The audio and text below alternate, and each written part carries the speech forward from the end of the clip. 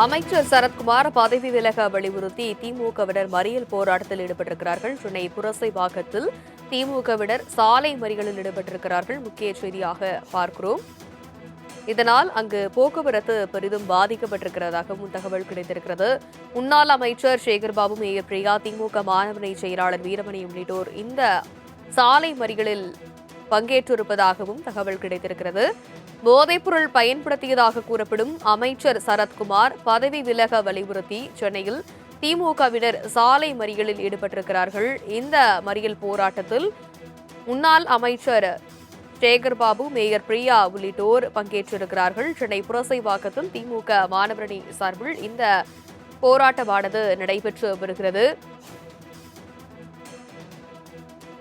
விவரங்களை எமது செய்தியாளர் செலினா விவரிக்க கேட்கலாம். வணக்கம் செலினா. சென்னை புரசைவாக்கத்தில் களசூழல் எப்படியாக இருக்கிறது? இந்த போராட்டத்தின் மூலமாக அவர்கள் வலியுறுத்தக்கூடிய மேலும் என்னென்ன விஷயங்களாக இருக்கிறது? விவரம் என்ன? திமுக மாணவரணி சார்பில் இன்று கண்டன ஆர்ப்பாட்டம் ஏற்கனவே காவல்துறை சார்பில் அனுமதி என்பதை கேட்கப்பட்டுள்ளது.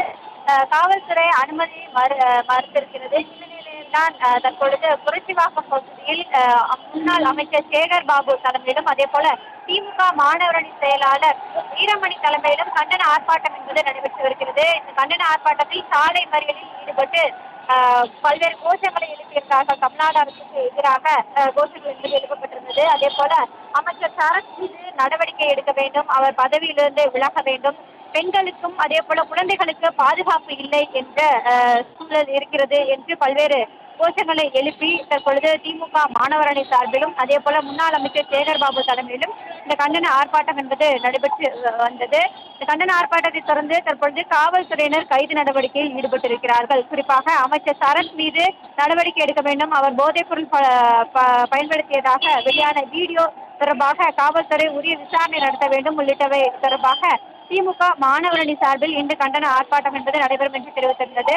சென்னையில் 2 இடங்களில் இதற்கான அனுமதி என்பது கேட்கப்பட்டிருந்தது. எழும்பூர் ராஜரத்னம் மைதானத்தில் ஆர்ப்பாட்டம் நடத்துவதற்கான ஏற்பாடுகள் அனைத்தும் செய்யப்பட்டிருந்த நிலையில் காலையிலேயே காவல்துறை அனுமதியை மறுத்திருந்ததாக நோட்டீஸ் என்பது கொடுக்கப்பட்டிருந்தது.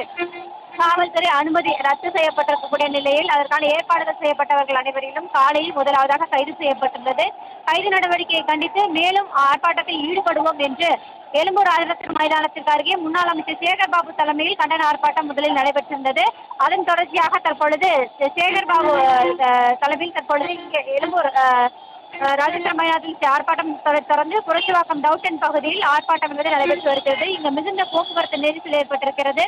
காவல்துறை பாதுகாப்பையும் மீறி கண்டன ஆர்ப்பாட்டத்திலும் அதே போல் சாலை மறியலிலும் ஈடுபட்டவர்களை கைது நடவடிக்கையிலும் ஈடுபட்டு வருகிறார்கள். குறிப்பாக கிரிக்கெட் மைதானத்தில் 40,000 பேருக்கும் மேல் சூழ்ந்திருந்த நிலையில் அங்கு எப்படி இந்த கஞ்சா போதை மாத்திரை பழக்கத்தை கொண்டு வர முடியும்? அமைச்சர் மீது நடவடிக்கை எடுக்க வேண்டும், உரிய விசாரணை நடத்த வேண்டும், அவர் உடனடியாக பதவி விலக வேண்டும், தமிழ்நாடு அரசு இதற்கான நடவடிக்கை எடுக்க வேண்டும். ஏன் முதலமைச்சர் தற்போது வரையிலும் வாய் திறக்காமல் இருக்கிறார்? பெண்களுக்கு அதே போல இளைஞர்கள் குழந்தைகளுக்கான பாதுகாப்பை உறுதி செய்ய வேண்டும் உள்ளிட்ட பல்வேறு கோஷங்களை எழுப்பி தற்பொழுது திமுக மாணவரணி சார்பில் ஆர்ப்பாட்டம் நடைபெற்று வருகிறது. சுமார் 200-300 பேருக்கும் மேலாக இந்த ஆர்ப்பாட்டத்தில் கலந்து கொண்டிருக்கக்கூடியவர்களை காவல்துறை தனது வாகனத்தின் மூலமாக கைது செய்து வரக்கூடிய காட்சிகளை பார்த்து வருகிறோம்.